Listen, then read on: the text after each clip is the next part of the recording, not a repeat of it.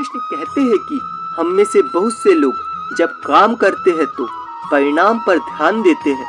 व्यक्ति को अपने कर्म हमेशा शांतिपूर्ण रूप से मन को केंद्रित करके एक काम को करना चाहिए। यदि आप कोई काम कर रहे हैं और आपका मन कहीं और है तो आपका काम निस्संदेह ही असफल होगा।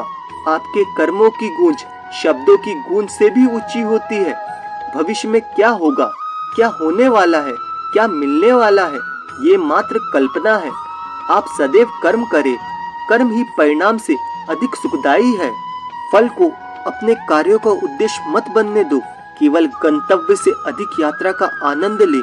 महान कलाकार, महान योद्धा और महान वैज्ञानिक जो करते हैं वह इसलिए करते हैं क्योंकि सृजन की प्रक्रिया ही उनके लिए बहुत आनंददायक होती है।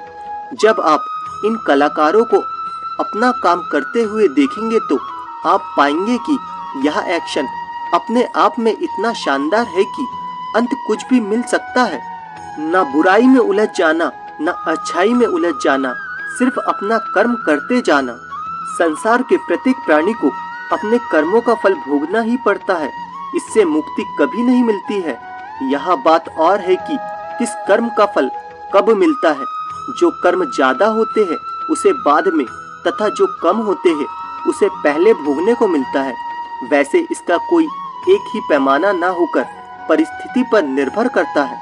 अच्छे कर्म करते रहो, चाहे कोई सम्मान करे या ना करे, क्योंकि सूर्य जब उदय होता है तब करोड़ों लोग नींद में होते हैं।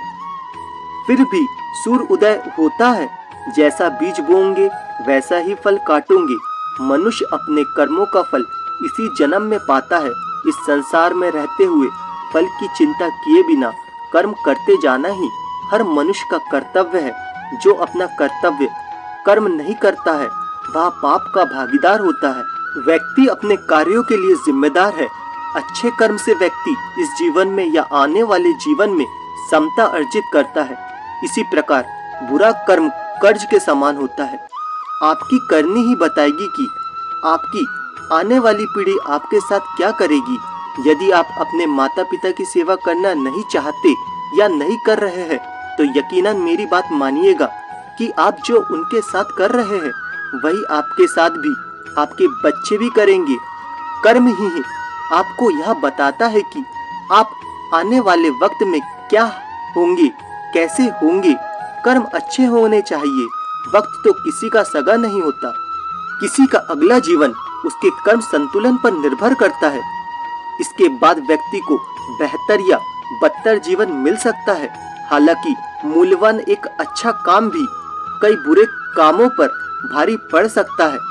कर्म तेरे अच्छे है तो किस्मत तेरी दासी, नियत तेरी अच्छी है तो घर में मथुरा काशी।